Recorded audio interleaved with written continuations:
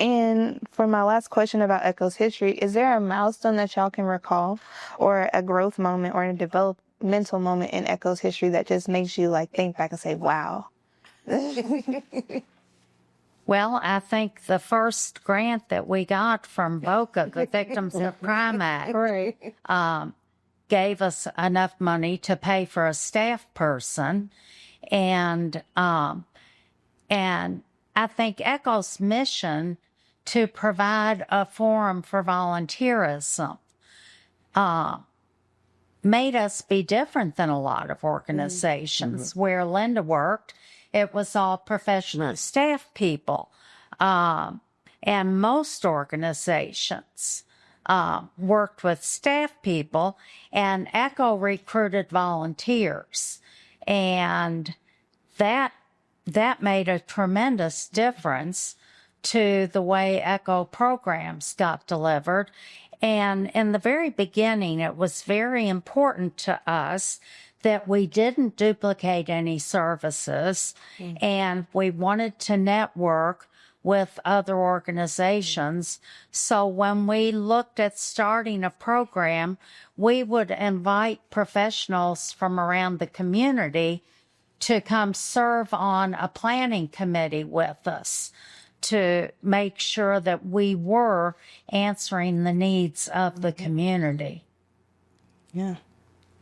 And that's maintain, that not wanting to duplicate. Yes. Over all these years. Because and Linda, you talked about how the organization has evolved and why they've evolved, and so the focus has changed, which is wonderful because things don't stay the same. Yeah.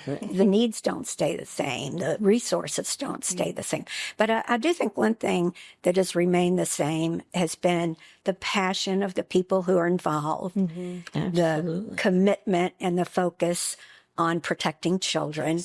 And one thing that has remained the same has been the commitment to prevention. That was a big, strong emphasis in many of the programs in the early stages and times of the ECHO program, and continues to be with the educational programs that you all do through the school system.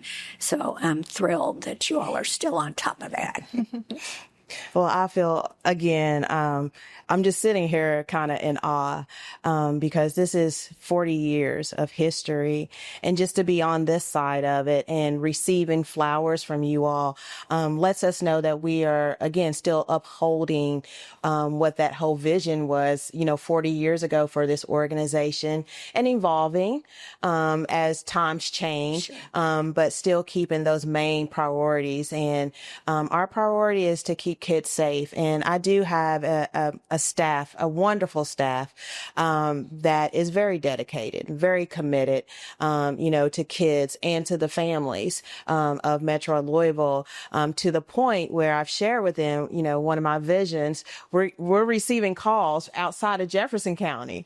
And I'm like, I don't know how we're going to do this, but it is a long-term vision of trying to get ECHO in other cities, because we have received just great compliments about the work that we continue to do. I am still very much a big advocate around prevention. We are a very reactive society, and I'm like, but we need to invest in prevention work, because we don't want a child to have to go through the trauma, or a family to go through the trauma. And so those priorities have always remained from day one that I walked in the door. You mentioned the advocacy, and we haven't really talked about that. And I know that Lucy was really active in state task force or boards or all kinds of things. And probably you were too, weren't you, Rosie? Yes. Yes. Yeah. Yes, So talk about that a little I bit. served on, I can't remember the names, but all sorts of task forces and commissions at the Kentucky Alliance for Missing and Exploited Children, the Child Protection Community Council was one, I can't state remember. one. I remember, that was state the one, state work you did, Kentucky Commission on child sexual abuse was one that I served on. It seems like I was always going to meetings. Same here, Lucy. And I did a lot of public speaking also.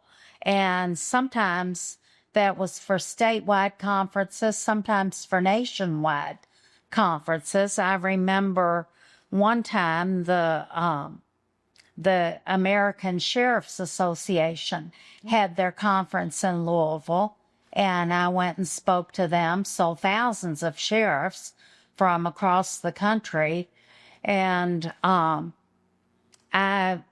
was very, very involved with other organizations and advocacy efforts. I know, and you were too, weren't you?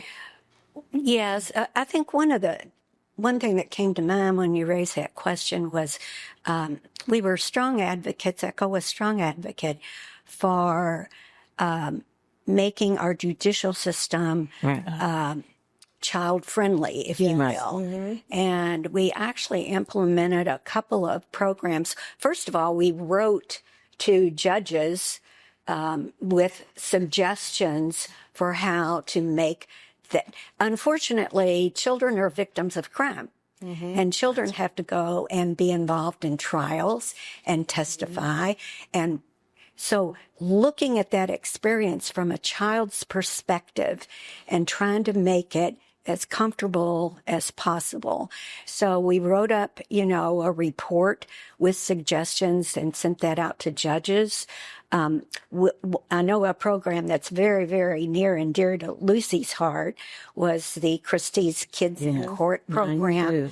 And children who were going to have to testify in court were brought in and kind of in advance allowed to sit in the judge's seat and allowed to sit in the jury box and just be comfortable being in a courtroom.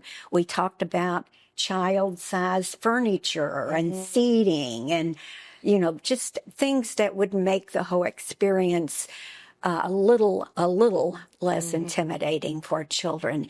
And then lastly, there was a playroom. ECHO set up a playroom at the courthouse, and it was staffed a couple days a week with volunteers, and children who were in the courtroom to testify could take a break and have a place to go and play a game or read a book or, just a diversion.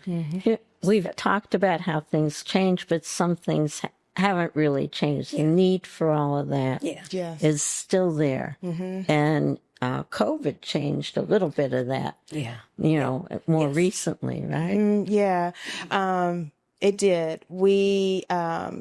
We tried to keep the playroom up and running. And once COVID hit, it changed the trajectory of many things. And we saw where the families were not coming into court because, again, of COVID and using technology, to be able to conduct court cases. And so, unfortunately, we did have to close the playroom. Also, the volunteerism was a little bit down as well. So it was really hard for us to staff that area. But we did talk with the judges, and they respectfully came to us and asked, what can we do? So we still have a strong partnership with the judges and all of that. But unfortunately, we did have to close the playroom. But we do work with CPS. And one of the things that I shifted from that is that many times children have to have supervised visitations.